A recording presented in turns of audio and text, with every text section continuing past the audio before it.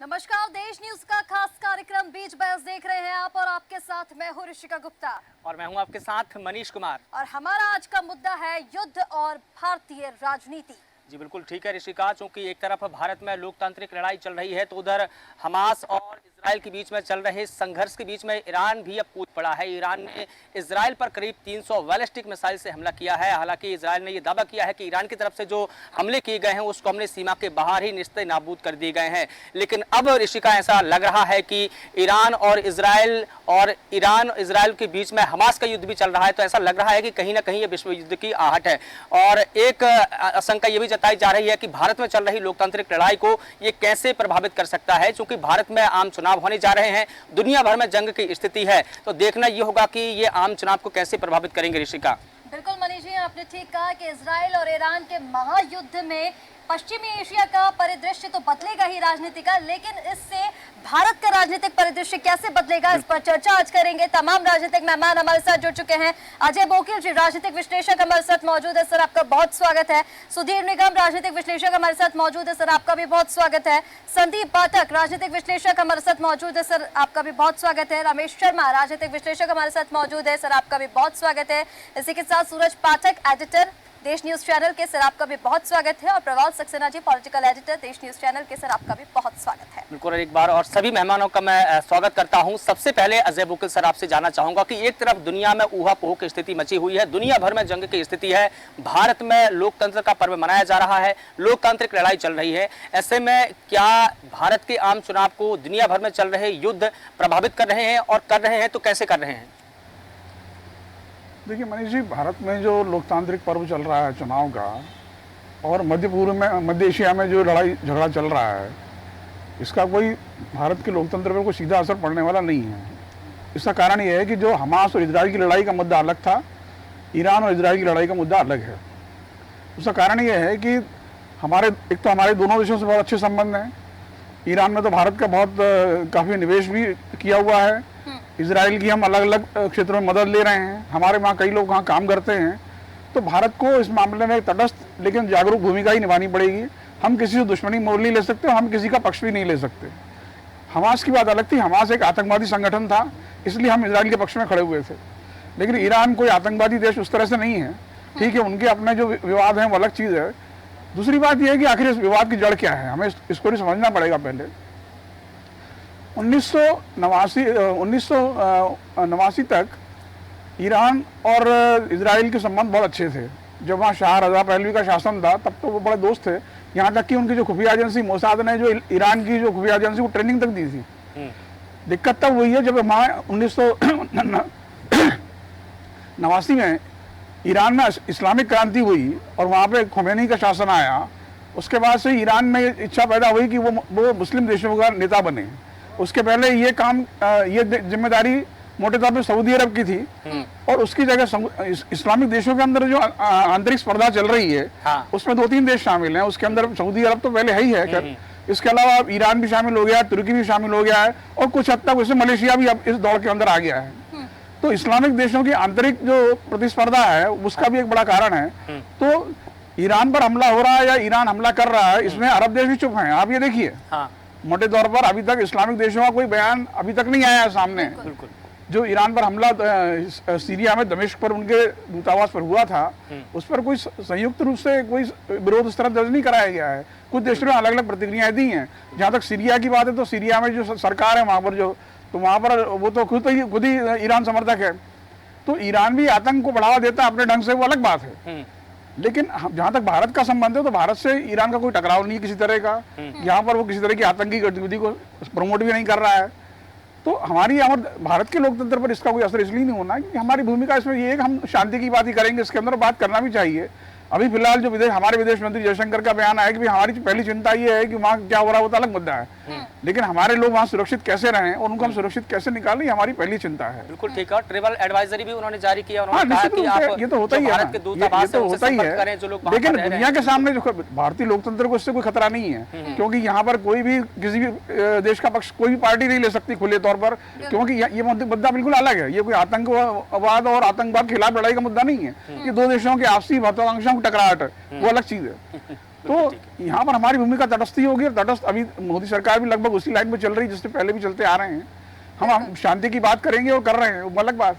बिल्कुल अजय जी, ठीक कहा आपने। जो इस्लामिक देशों की अंतर प्रतिस्पर्धा चल रही है तो देखने वाली बात होगी। और जैसे जिस तरह से आपने बताया कि भारत की जो राजनीतिक लड़ाई है इस पर इसका कोई असर पड़ता है या नहीं, रमेश जी आपसे जानना चाहूंगी, जिस तरह से इजराइल और ईरान के युद्ध के बाद जो पश्चिमी एशिया का राजनीतिक परिदृश्य है सर, वो तो बदलेगा ही, लेकिन आपकी एक प्रतिक्रिया इस पर चाहूंगी, क्या भारत का राजनीतिक परिदृश्य भी इससे बदलेगा?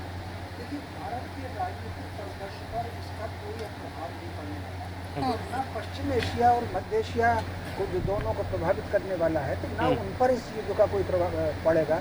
मोटे तौर पर कई बार उठते उठते कोई बच्चा आकर के भूसा मार लेता है इधर उधर। आप मुझे बताइए, इतना सा इजराइल और इतना सा ईरान, 60 साल होगा इनके बीच में संघर्ष करते हुए, कोई निर्णय निकला क्या?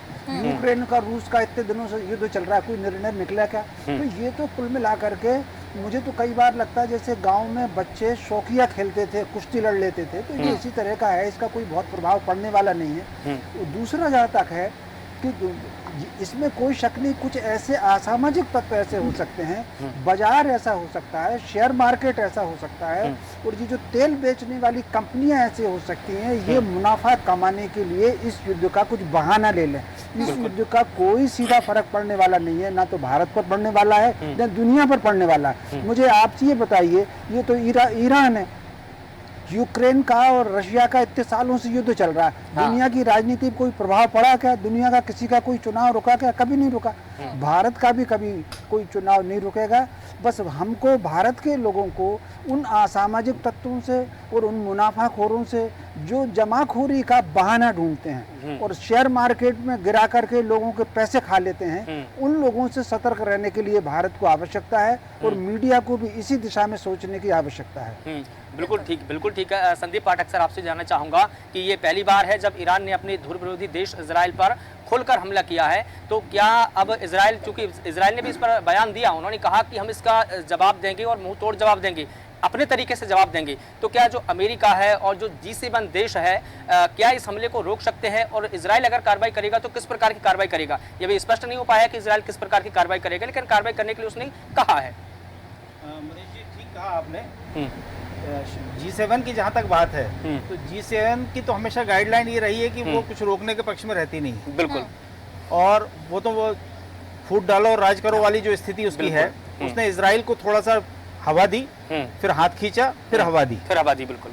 ईरान ने आज तक 1979 के पहले तो ये अच्छे दोस्त थे, उसके बाद इन्होंने जब इनकी अदावत बढ़ी, तो इसके बाद अब डायरेक्ट पहला अटैक है ये। हाँ। मतलब इसके पहले इन्होंने कभी अटैक किया नहीं। और चूंकि ये बिल्कुल जो अभी शर्मा जी ने जो कहा कि बच्चों जैसी बात है, मतलब वो टारगेट तो बिल्कुल वैसा ही है कि उन्होंने कहा साहब आपने जो है हमारे दूतावास पे हमला किया, इसलिए हमने बदला ले लिया। बिल्कुल। अब लड़ाई खत्म हो गई, अगर आप कुछ नहीं करोगे तो हम भी कुछ नहीं करेंगे। तो ये इतने बड़े स्तर पे ये बात हो पाना, मतलब एक वास्तव में बड़ी अटपटी घटना है ये। और इजराइल तो बिल्कुल आके बैठा हुआ है कि कब उसको हमला करना है। हाँ। और उसके पास भी क्षमताएं बहुत है। और रही बात हमारे संदर्भ में, तो बिल्कुल यथास्थितिवाद में ही हमको चलना होगा, और न उनकी तरफ न इनकी तरफ, क्योंकि दोनों से हमारे हित जुड़े हुए हैं। हाँ। और उस स्थिति में भारतीय राजनीति पर, उस चुनाव परिदृश्य में इसका कोई भी असर नहीं होगा। बिल्कुल। बशर्ते कि देश में कोई भी जो अराजक तत्व किसी वर्ग विशेष के साथ खड़ा होकर कोई माहौल ना बिगाड़े। बस पोलराइजेशन उसी से आता है। और मैं समझता हूँ कि अब परिपक्व हो गया हमारा देश, और यहाँ की सोच समझ इतनी परिपक्व हो गई है कि वो स्थिति बनेगी, ऐसा लगता नहीं है। बिल्कुल। और यहाँ पर एक और सवाल जाना जरूरी हो जाता है कि जैसे ही रविवार को ईरान ने इजराइल पर हमले किए, तो आनंद फानन में जो जो बाइडेन है, अमेरिकी राष्ट्रपति, उन्होंने G7 के जो मित्र देश है, सदस्य देश है, उनकी एक मीटिंग बुलाई, और सभी लोगों ने एक जो स्टेटमेंट है, जिसे हम संयुक्त स्टेटमेंट कहें, उन्होंने जारी किया और उन्होंने इस हमले की कड़ी निंदा की। लेकिन सवाल यह है कि G7 देशों ने इसे अंतर्राष्ट्रीय कानून का उल्लंघन बताया है, और जो अंतर्राष्ट्रीय UNSC है, उसका चार्टर है, उसका भी उल्लंघन बताया है। क्या ये वाकई सही है? नहीं, देखिए उनकी बातों में डबल स्टैंडर्ड है।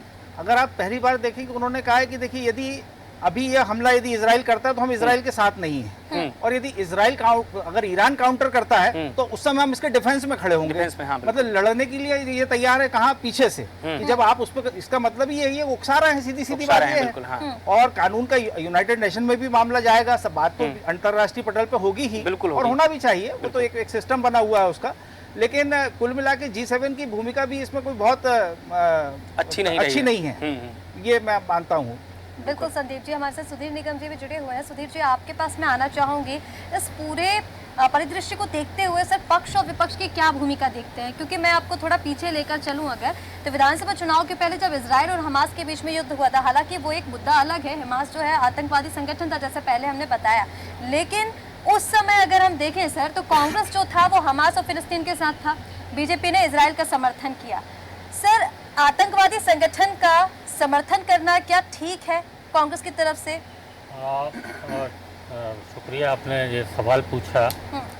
लेकिन एक बात बता दूं, ये परसेप्शन बनाया गया है या बन गया है, कांग्रेस ने या भाजपा ने, दोनों में से किसी ने इजराइल या फिलिस्तीन का समर्थन नहीं किया था। कांग्रेस ने जो वक्तव्य जारी किया था उसमें बराबरी की बात कही गई थी कि इस तरह से युद्ध नहीं होना चाहिए, और भारत का हमेशा से फिलिस्तीन के प्रति रवैया उदार रहा है, और इजराइल से उसके हर तरह के संबंध, सामरिक संबंध हैं, और बहुत टेक्नोलॉजी में भी उससे सहयोग करता है। तो दोनों उस समय पर जैसा आप बता रहे हैं, कांग्रेस ने और बाकी जो विपक्षी नेता हैं, सपा के या आम आदमी पार्टी के नेताओं की हम बात करें, उनके नाम मेरे पास है, मैं आपको नाम बताती हूँ। उन लोगों ने सर फिलिस्तीन से जो दूत आए थे भारत, उनसे मुलाकात की थी, उनके प्रति दुख और पीड़ा ये सब उन्होंने प्रकट की थी। हालांकि राज्यसभा उस समय पर विधानसभा चुनाव थे, लेकिन वो खुलकर सामने नहीं आए थे। मैं बिल्कुल स्पष्ट बता दे रहा हूँ, उस हमले की निंदा की गई थी सब तरफ से, बिल्कुल किसी ने उसका समर्थन नहीं किया था। लेकिन जो इजराइल ने जवाबी कार्रवाई की थी, तब ये बात आई थी कि यदि उसने गलती करी है तो इस तरह से हमला नहीं होना चाहिए, और बैठ के सुलझाया जा सकता है मामला।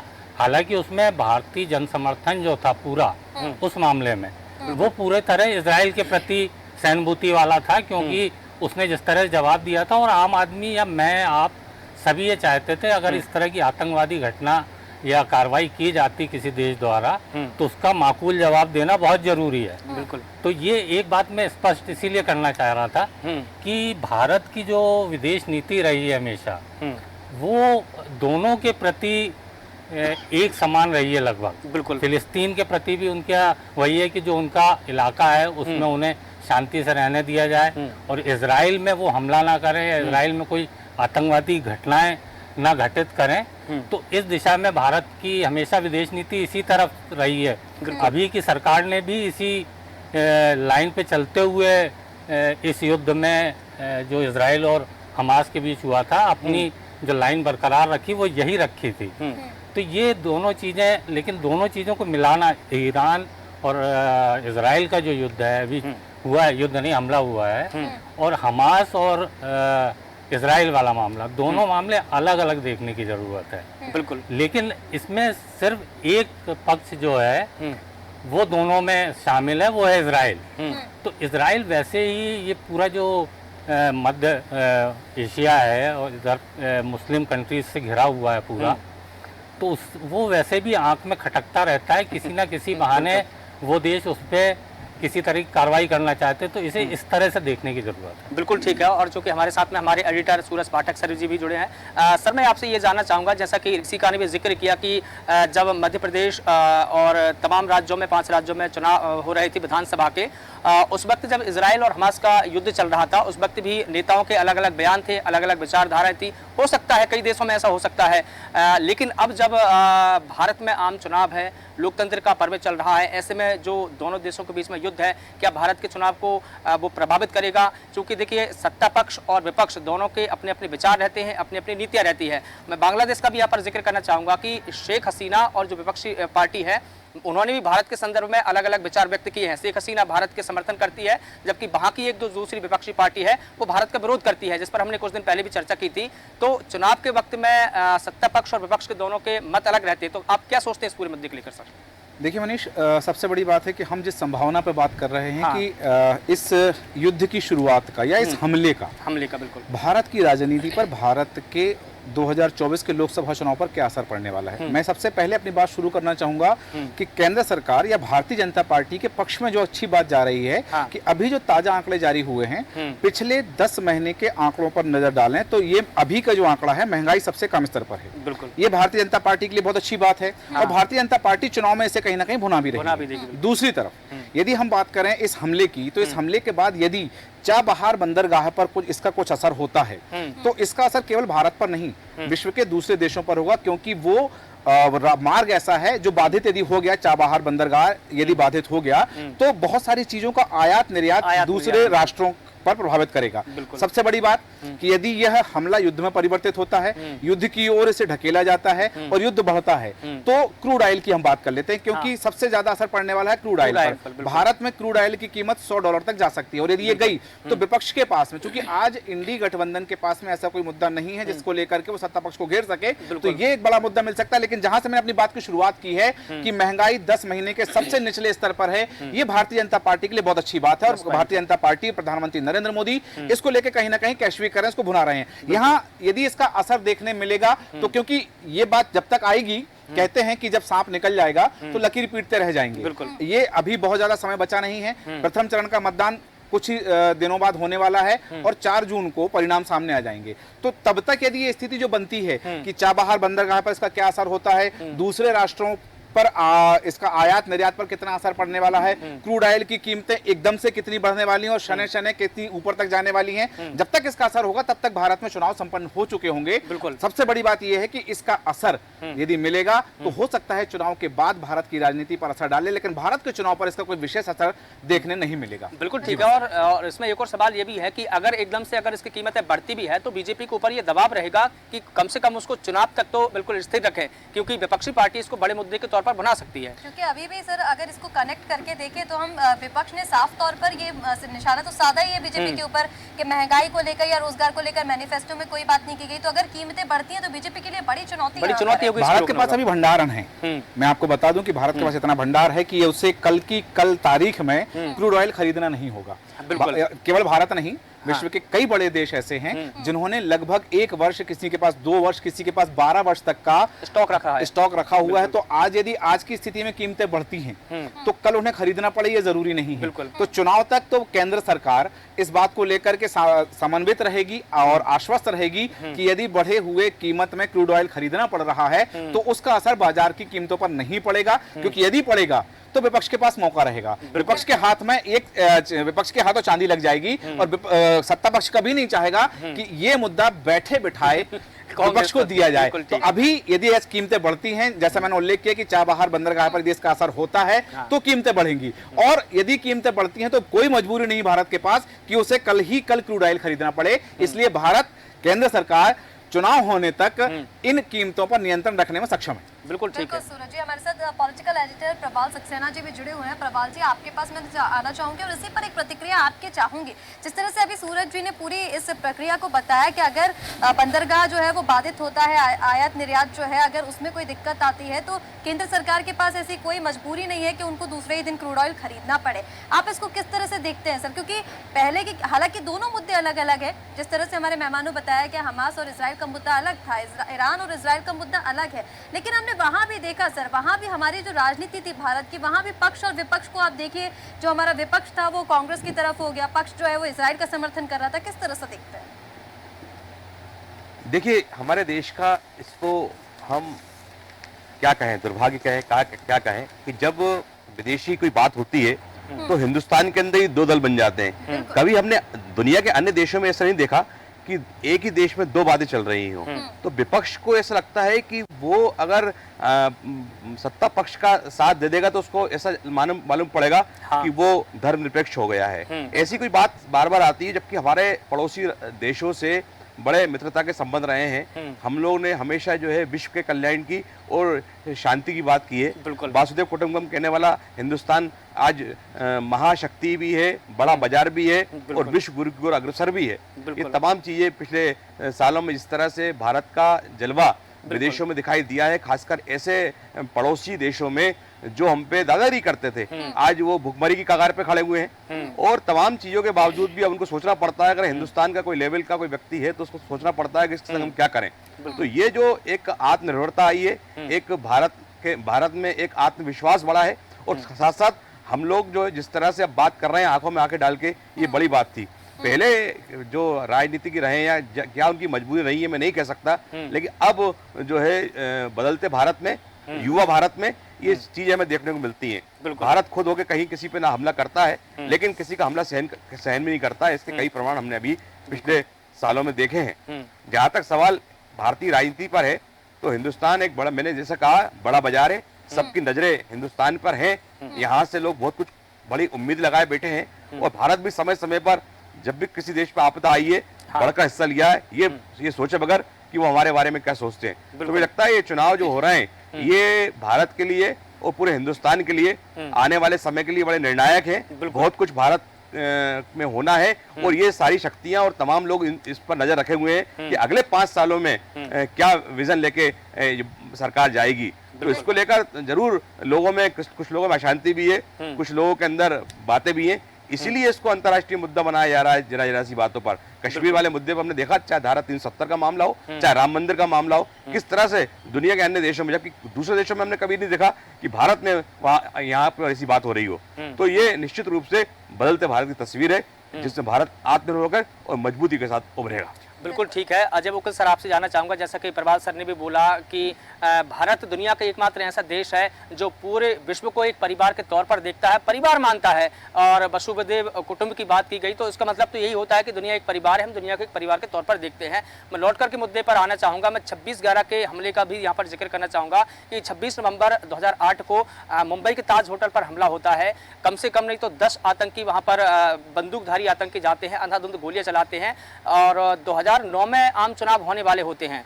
तो कहा यह भी जाता है, एक किंवदंतियां हैं इसको लेकर कि एक अमुक पार्टी को इससे फायदा हुआ। मैं कहूँगा कि इस मामले से किसी को फायदा होना नहीं है, और कोई फायदा लेना भी नहीं चाहेगा। बिल्कुल। उसका सीधा कारण ये है, हाँ। ईरान एक शिया देश है, हाँ। और भारत में शियाओं की आबादी कुल मुसलमानों का 20% से भी कम है। हाँ।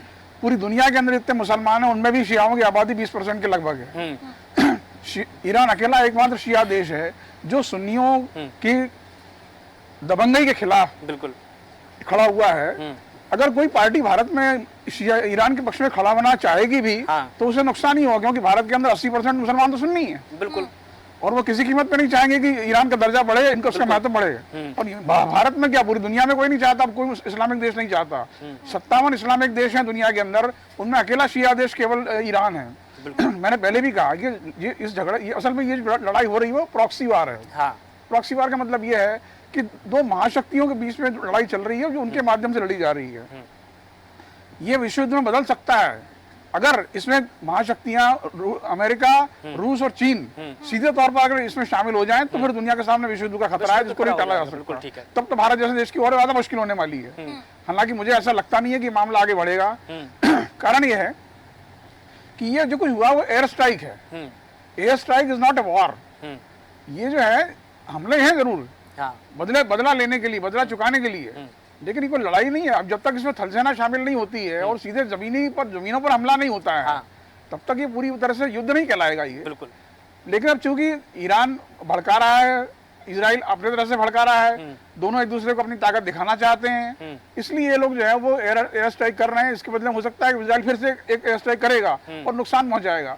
तो नुकसान पहुंचाना एक अलग चीज है, और किसी देश पर जाके हमला कर देना, उसकी जमीन पे कब्जा कर लेना, उसको बाहर कर देना, उसकी वो एक अलग बात है, वो बहुत आगे की बात है। और यूक्रेन के बीच में हुआ, हाँ, जैसे रशिया यूक्रेन के अंदर घुस गया, हाँ, तो वो लड़ाई पूरी तरह से, हाँ। ये तो प्रॉक्सी वार चल रही है। और दूसरी बात है कि यहाँ पर हमें एक चीज और समझना पड़ेगी। अगर सीरिया के दूतावास पर दमिश्क में अगर इजराइल ने हमला करके ईरान के अधिकारी नहीं मारे होते, तो शायद ईरान जवाबी कार्रवाई नहीं करता, हाँ। क्योंकि उस पर जनता का दबाव है ना। बिल्कुल, बिल्कुल। इसको हम भारत के संदर्भ में देखें, पाकिस्तान पर हमको जो है एयर स्ट्राइक क्यों करनी पड़ी थी। बिल्कुल। पुलवामा कांड अगर नहीं होता तो पाकिस्तान में एयर स्ट्राइक नहीं की जाती, कोई कारण नहीं था उस तरह का, क्योंकि हमको सीधे तौर पर लड़ाई मोल किसी से लेना नहीं चाहते। बिल्कुल। चाहे हमारी तैयारी कितनी भी हो, लेकिन जब जनता का दबाव बना कि भाई आप क्या कर रहे हो, आपने 26/11 में भी कुछ नहीं किया था, तो फिर अब कम से कम अब तो करो। हमारे 40 जवान मारे गए हैं, तो मोदी सरकार ने जो है वो एक्शन लिया, और जिसकी लोगों को जिस सराहना की कि नहीं भाई आपको अपने दांत तो दिखाने पड़ेंगे ना। बिल्कुल, दांत केवल दिखाने के नहीं होते, दांत कुछ खाने के भी होते हैं, ये हमें दिखाना पड़ेगा, और हमने दिखाया ये बात। तो ईरान के साथ भी वही दिक्कत है। खोमेनी के पास दबाव ये था कि अगर सीरिया में आपके अधिकारी मारे गए तो फिर ईरान कर क्या, ईरानी सेना क्या कर रही है। बिल्कुल, तो उन्होंने ऐसा करके दिखाया। हालांकि उनका हमला भी काफी फेल ही रहा, क्योंकि 90% उनके जो है वो आयरन डोम में मिसाइलें बर्बाद हो गई। लेकिन ये भी है कि तसल्ली के लिए हो सकता है कि भाई देखो हमने कुछ तो किया, बिल्कुल, इससे ज्यादा कुछ नहीं। और मुझे कम से कम अभी आज की स्थिति में नहीं लग रहा कि ये वॉर बहुत ज्यादा बढ़ने वाली। हो सकता है ईरान एक आध और स्ट्राइक करे, इजराइल ईरान पर थोड़ा बहुत नुकसान पहुंचा दे, उसके बाद जो अंतर्राष्ट्रीय दबाव पड़ेंगे दोनों के ऊपर। और ईरान की तो आर्थिक स्थिति भी ऐसी नहीं है कि बहुत लंबे समय लड़ाई लड़ सके। वो पूरी दुनिया के देशों से लड़ाई झगड़ रहे हैं, अलग अलग देशों से। वो और अरबों की नजरों में तो खटक ही रहे हैं, उनसे अरबों के उनके समझ अच्छे नहीं है। तो ये लड़ाई बहुत लंबी चलेगी ऐसा लगता नहीं है। अगर इसमें अमेरिका, रूस और चीन अगर सीधे तौर पे शामिल हो गए तो फिर खतरनाक होगा, तो फिर खतरनाक हो सकता है। ठीक है अजय जी, हमारे साथ सुधीर निकम जी भी बने हुए हैं। सुधीर जी, आपसे जानना चाहूंगे, इस तरह से अभी अजय जी ने पूरा ये एक्सप्लेन किया है कि अगर इसमें चीन, रूस और अमेरिका जो है इसमें शामिल हो जाते हो, विश्व युद्ध की कगार पर हम खड़े हो जाएंगे। उस समय अगर हम देखें, क्योंकि अमेरिका, चीन और रूस जो है वो बहुत ही ताकतवर देश हैं, और अगर आगे तो विश्व युद्ध होना तो तय है सर। हालांकि जो स्थिति है अभी वो नहीं है। अभी जो भारत ने स्टेटमेंट दिया है, जैसे पहले बताया कि हम हिंसा से पीछे हटके और कूटनीति के जरिए समाधान निकालने की वकालत करते हैं। भारत ने ये स्टेटमेंट सीधे तौर पर दिया है। उस समय भारत का रुख क्या होगा सर? देखिए, हालांकि ये काल्पनिक प्रश्न है, क्योंकि मुझे नहीं बातों में आती हैं चीजें, बिल्कुल, लेकिन संभावनाओं से भरा प्रश्न है। हाँ, संभावना वाली बात है बिल्कुल। इसमें। तो मुझे लगता नहीं कि रूस और अमेरिका या चीन डायरेक्ट किसी युद्ध में उतरेंगे, शामिल होंगे। बिल्कुल, ये इसको इस तरह भी समझना चाहिए कि यदि आप डायरेक्ट युद्ध में शामिल होता है कोई, तो उसके लिए बहुत बड़ी पूंजी लगती है और बहुत ताकत लगती है। इससे देश की आर्थिक स्थिति पर बहुत बुरा असर पड़ता है। इसलिए कोई बड़ा या विकसित देश कभी नहीं चाहता कि वो डायरेक्ट युद्ध में उलझे। बिल्कुल, क्योंकि कई अंतर्राष्ट्रीय प्रतिबंध भी लग जाते हैं। यही कारण होते हैं। बाजार बहुत बड़ी शक्ति आज की तारीख में देखा जाए तो बाजार निर्धारित करता है कोई युद्ध होगा या नहीं होगा। बिल्कुल, तो इस तरह से हमें देखना चाहिए। तो ये चीन और अमेरिका तो खास तौर पर सीधे युद्ध में कभी नहीं उतरेंगे। बिल्कुल, ये प्रॉक्सी वार जिस तरह कहा उसी तरह लड़ाइयाँ करवाते रहेंगे और करते रहेंगे। और जहाँ तक भारत के संदर्भ में सवाल है, तो भारत तो कभी भी किसी पक्ष में नहीं जाने वाला, चाहे वो अमेरिका की तरफ हो या रशिया की तरफ हो, क्योंकि भारत की शुरू से ये नीति रही है और कूटनीति भी ये कहती है कि जिस काम से आपको कोई बहुत ज़्यादा फायदा नहीं होना है इन दोनों में से किसी पक्ष में शामिल होने से इस समय, क्योंकि यदि एक पक्ष में आप शामिल हुए तो दूसरी तरफ से दबाव बढ़ेगा। तो रशिया की तरफ भारत का हमेशा से स्वाभाविक झुकाव रहा है, लेकिन इस समय अमेरिका की जो स्थिति है विश्व स्तर पर, विश्व पटल पर, बिल्कुल, तो उससे कोई देश नहीं चाहेगा कि उसके खिलाफ, उससे दुश्मनी की जाए, उसके खिलाफ जाए। बिल्कुल, तो भारत तो बिल्कुल तटस्थ अभी भी है और आगे भी रहेगा। ये कूटनीति भी यही कहती है। हाँ, और बिल्कुल, चूंकि भारत की जो फॉरेन पॉलिसी है पंचशील के सिद्धांतों पर आधारित है, वो भी यही कहती है कि हम किसी के मामले में इंटरफेयर नहीं करेंगे, और जबकि वो अपना आंतरिक मामला हो। रमेश शर्मा सर, मैं आपसे ये जानना चाहूँगा कि यहाँ पर यूएनएससी की जो भूमिका है उस पर भी सवाल खड़े होते हैं। जिसे हम यूनाइटेड नेशंस सिक्योरिटी काउंसिल कहते हैं, वो दुनिया की शांति का पहरेदार है। दुनिया की शांति, और दुनिया में जब 4 मोर्चों पर जंग हो रही हो, चाहे हम रशिया यूक्रेन की बात करें, इजराइल हमास की बात करें, इजराइल ईरान की बात करें, और इसके अलावा हमारे सऊदी अरब और ईरान की बात करें, इन 4 मोर्चों पर दुनिया में लड़ाई हो रही है। उस वक्त जो सिक्योरिटी काउंसिल है वो क्या कर रहा है, उसकी पहरेदारी कहाँ है, वो शांति के लिए क्या कदम उठा रहा है? देखिए, मोटे तौर पर जहाँ तक मुझे लग रहा है कि यूनाइटेड नेशंस जो है वो एक संस्था है जिसको अपन गांव की भाषा में कहें शोभा की सुपारी। आप मुझे ये बताइए, पिछले 50-60 वर्षों से सेकंड वर्ल्ड वार के बाद इस संस्था का शायद 1946 के आसपास इस संस्था का गठन हुआ। तब से लेकर के आज तक यूनाइटेड नेशंस ने क्या किसी युद्ध में घुस करके दोनों को अलग अलग किया है क्या? जैसे कई वक्त दो पहलवान लड़ रहे होते हैं, तीसरा जाकर के उनको अलग अलग करते कभी नहीं किया है ना, कभी नहीं किया। आप मुझे बताइए, हमने 70 साल पहले उनको शिकायत की थी कि ये पाकिस्तान ने हमारे कश्मीर के हिस्से पे कब्जा कर लिया, आज तक 75-78 साल हो गए, वो उसका तो कुछ फैसला नहीं कर पाए। तो कुल मिलाकर के वो शोभा की सुपारी संस्था है, वो अखबारों में रहती है, मीडिया में रहती है, सुर्खियां बटोरती हैं, बड़े बड़े मीडिया हाउसेस को, यूएनओ को, उनको इंटरव्यू देने का उनको शौक है, उसका अपना एक फंड है, बजट है।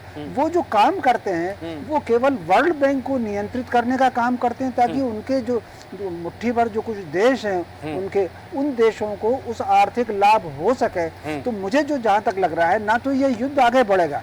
आप मुझे बताइए, उन्होंने 300 मिसाइल दागे, 300 मिसाइल दागने में क्या 3 आदमी मरे क्या उसमें? बिल्कुल। या 3 बिल्डिंगें ही गिर गई क्या उसमें? कुछ नहीं तो कहने का मतलब ये है, तो ये काय का युद्ध है? तो कहने का मतलब ना तो ये युद्ध आगे भड़केगा और ना इसको यूएनओ को वो तो उनको बैठक करना थी, मीडिया में सुर्खियों में अपने नाम लाना थे तो वो ले आए। ना तो यूएनओ इसमें हस्तक्षेप करेगा, ना इसमें युद्ध आगे बढ़ेगा। हमें केवल हमारे भीतर जो स्लीपर सेल हैं, जो इस तरह की घटनाओं का उपयोग करके देश के विरुद्ध में प्रचार करते हैं, चाहे वो कीमतें बढ़ाने के रूप में प्रचार हो या समाज को किसी को इकट्ठा करने में, किसी के विरुद्ध समर्थन विरोध में प्रचार हो, हमें केवल अपने स्लीपर सेल पर नजर रखना है। बाकी उधर से तो ईरान और इजराइल के बीच की, वहां से तो आंखें बंद करके हमको ठाठ के साथ सोना है। बिल्कुल रमेश जी, हमारे साथ संदीप पाठक जी भी जुड़े हुए हैं। आखिरी प्रक्रिया संदीप पाठक जी आपसे लेना चाहूंगी, जिस तरह से पूरा युद्ध ये अभी हम देख रहे हैं, पूरा युद्ध कह लें या फिर जिस तरह से ईरान ने जो हमला सीधे तौर पर इजराइल पर किया है, कहीं ना कहीं कुछ चुनौतियां जो हैं, अगर ऐसा युद्ध आगे बढ़ता है तो भारत में भी इस महंगाई को लेकर और बाकी चीजों को लेकर भी परेशानियां देखने को मिलेंगी। संदीप जी किस तरह से इसको देखते हैं, क्योंकि जिस तरह से अभी सूरज जी ने बताया, प्रवाल जी ने बताया कि बीजेपी के लिए बड़ी चुनौती हो जाएगी अगर इस तरह का कुछ कृत्य सामने आता है तो। ठीक कह रही हैं आप। इस लड़ाई का असर मुख्य रूप से जो पड़ेगा, चुनाव तक तो कुछ पड़ना नहीं है, लेकिन ये बात सही है कि महंगाई का अगर ये लंबा चला तो इसका क्रूड ऑयल पे फर्क पड़ेगा। बिल्कुल। और ये दोनों के बीच के, सऊदी अरब और ईरान का बीच में ये जो संघर्ष है वर्चस्व का, ये उस रूप में भी थोड़ा सा आप इसको देख सकते हैं। और जहाँ तक अभी G7 की जो बात चल रही थी, G7 उनका जो हस्तक्षेप है कि जो विश्व युद्ध या परमाणु बम तक की बात इसलिए नहीं आने की संभावना है कि ये लोग इतना साहस नहीं कर पाएंगे कि अपना नुकसान नहीं चाह। अमेरिकन पैटर्न तो ये है कि खुद का तो नुकसान बिल्कुल ही नहीं चाहता और वो हमेशा लड़ाई दूसरे की जमीन पे लड़ता है। तो उसके हिसाब से जो उनकी स्ट्रेटेजी है वो यही है कि ये ज़्यादा से ज़्यादा मुझे संभावनाएं जो दिखती हैं वो ये लगती है कि इजराइल एक छोटा मोटा जवाब जरूर देगा, वो मानेगा नहीं ये भी तय है, न वो यूनाइटेड नेशन से मानेगा, वो न किसी से मानेगा, जवाब जरूर देगा और उसके बाद पूरा इंटरनेशनल दबाव आएगा और वो बात सेटल होने की कागार पे आएगी, ऐसा मुझे लगता है। बिल्कुल। और चूंकि देखिए सर, G7 की जो शुरुआत है अमेरिका और उसके सहयोगियों द्वारा 1970 के दशक के अंत में इसकी स्थापना की गई। इसका उद्देश्य ये था कि जो वैश्विक आर्थिक संकट है उससे लड़ा जाए। अब जब युद्ध हो रहा है तो इसमें अर्थव्यवस्था तो कमजोर हो ही रही है देशों की, लेकिन ये उसको रोकने में नाकाम भी साबित हो रहा है। हाँ, निश्चित रूप से नाकाम तो इसलिए कि इनका रिप्रेजेंटेशन एक सिंबॉलिक है ना, सिंबॉलिक है। अभी उन्होंने कहा कि भाई सब जगह आज उसने किया क्या है, नेशन से, यूनाइटेड नेशन का भी जो है फोर्स भी डिप्लॉयड होती है, सब देशों से लोग भी जाते हैं, वहाँ एक माहौल बनता है जैसे राष्ट्राध्यक्ष का होता है कि एक डेकोरम होता है। डेकोरम, हाँ। तो बस यूनाइटेड नेशन ने जो चाहे उसको शोभा की सुपारी कहा, शर्मा जी ने बहुत अच्छा कहा, और चाहे डेकोरम मेंटेन करने के लिए उन्होंने कहा, उसका बहुत ज्यादा इस पे मतलब फर्क पड़ता नहीं है इस बात से। बिल्कुल बिल्कुल ठीक है। सूरज पाठक सर, मैं आपसे ये जानना चाहूंगा, बहुत अच्छा शब्द का उपयोग किया कि चंदा वसूली का एक संस्था रहती है यूएनएससी, वो भी बन गई है। मैं उसी से संबंधित एक क्वेश्चन करना चाहूंगा कि 6 देश इसके स्थायी मेंबर है यूएनएससी के। भारत के पास में स्थायी मेंबरशिप नहीं है, भारत के पास में वीटो पावर नहीं है। भविष्य की अगर संभावना पर बात की जाए, युद्ध को लेकर अगर यूएनएससी में कोई वोटिंग वगैरह होती है तो भारत का रुख क्या हो सकता है, क्योंकि भारत के पास में वीटो पावर नहीं है। चाइना जैसे देशों के पास में वीटो पावर है जो आतंकवाद का समर्थन करते हैं। काफी समय से सर डिमांड भी की जा रही है। समय समय पर यूएनएससी में ये मांग उठी। हमारे जो यूएनएससी के स्थायी मेंबर है रुचिरा कंबोज, उन्होंने तो इसकी वकालत भी की। हमारे जो फॉरेन मिनिस्टर है दुनिया भर में धाक जमा रहे हैं, दुनिया में भारत की धाक है, लेकिन अब भारत को स्थायी मेंबरशिप नहीं मिलना, वीटो पावर नहीं मिलना, क्या संकेत करता है सर? और इसके पीछे कारण भी कारण, जानना बिल्कुल। चाहेंगे कि क्या कारण है जो भारत, क्योंकि हमने देखा G7 को जिस तरह से हमने देखा हमारे देश में, क्या कारण है जो भारत अभी भी कुछ चीजों में पीछे रह जा रहा है? जबकि G20 की हमने कितनी अच्छी सदस्यता अध्यक्षता की और पूरे दुनिया में एक बढ़िया संदेश गया भारत का। देखिए मनीष और ऋषि का जो बात आपने उठाई है, इससे पहले कि मैं आपके उस बिंदु तक आऊँ, मैं अपनी बात की शुरुआत करना चाहूँगा कि किसी ने लिखा है बिल्कुल कि उम्र बीत जाती है हाँ। हमें एक आशियाँ बनाने में, हाँ। उम्र बीत जाती है हमें एक आशियाँ बनाने में, हाँ। और तुम्हें लम्हे नहीं लगते पूरी बस्तियां जलाने में। ये युद्ध की विभीषिका का दृश्य बयां करती हुई ये पंक्तियां हैं। आज हम बात कर रहे हैं कि युद्ध की बात कर रहे हैं। मैं सभी मेहमानों के उस वक्तव्य से इत्तेफाक रखता हूं कि युद्ध आगे नहीं बढ़ने वाला है, किंतु जब किसी बम में जो बारूद का विस्फोट होता है तो आग केवल बाती में लगाई जाती है और हम उसे देख लेते हैं कि छोटी सी बाती जल रही है, लेकिन जब वह आग अंदर जाती है और विस्फोट होता है तब उसकी भयावहता प्रतीत होती है। आपने कहा भारत की भूमिका, G7 के लिए आपने भारत की स्थिति का आकलन किया। सबसे बड़ी बात है कि विरोध कौन कर रहा है? वो जो खुद किसी और के कांधे पर बंदूक रख के चला रहे हैं, बिल्कुल, जो खुद अपने आप में सक्षम नहीं है, वो भारत के वीटो पावर के लिए और भारत की स्थायी सदस्यता का विरोध कर रहे हैं। और एक बात स्पष्ट कर दूं कि भारत ने कभी किसी से खैरात नहीं मांगी। बिल्कुल, भारत कभी नहीं, ये कि भीख में नहीं मांगता कभी कोई चीज। स्थितियां वो निर्मित हो रही हैं। मैं किसी राजनीतिक दल का पक्षधर बन के ये बात नहीं कह रहा हूं, मैं केवल भारत की वैश्विक स्थिति के आकलन पर यह बात कह रहा हूं। आज हम बात कर रहे हैं कि मुझे कवि महोदय हैं, उनकी लाइनें याद आ रही कि भारत को विश्व गुरु बनने से कोई नहीं रोक सकता। हाँ। क्योंकि हम उस दिशा में आगे बढ़ चुके हैं। भारत को विश्व गुरु बनाने की दिशा की बात चल रही है, तो जब हम गुरु बनने वाले हैं तो हम शिष्यों की जमात में क्यों शामिल हों? बिल्कुल ठीक है जी। बिल्कुल, हमारा स्टैंडर्ड भी उसी टाइप का होना चाहिए जैसे कि गुरुओं का स्टैंडर्ड होता है। हाँ। और भारत ने कभी किसी के लिए ना तो कोई किसी रणनीति का उपयोग किया। भारत की हमेशा जो रणनीति रही है, चाहे फॉरेन पॉलिसी की बात करें, उन्होंने कहा कि हमारा पंचशील का सिद्धांत है, हमारा अपना अलग सिद्धांत है, ना तो हम किसी का आंतरिक मामले में हस्तक्षेप करेंगे और ना ही करने देंगे, चाहे वो कश्मीर का मुद्दा हो, चाहे वो दूसरे देशों का मुद्दा हो, भारत पाकिस्तान का मुद्दा हो, भारत चाइना का मुद्दा हो, तमाम मुद्दों को लेकर के भारत का स्टैंडर्ड हमेशा अलग ही रहा है। बिल्कुल मनीष जी, और यहाँ पर भी स्थिति हमने यही देखी जहाँ भारत ने एक क्लियर स्टेटमेंट दिया है। यहाँ पर भी उन्होंने कहा है कि कूटनीति के तहत इसको हम बिना हिंसा के इसका निवारण निकाला जाए। हालांकि उन्होंने चिंता भी जताई है कि क्षेत्र की जो सुरक्षा है उस पर इससे सवाल खड़े हो रहे हैं। और फिलहाल हमारे इस खास कार्यक्रम बीच बहस में इतना ही। आप सभी मेहमानों का हमारे साथ जुड़ने के लिए बहुत शुक्रिया। बने रहिए देश न्यूज के साथ। नमस्कार।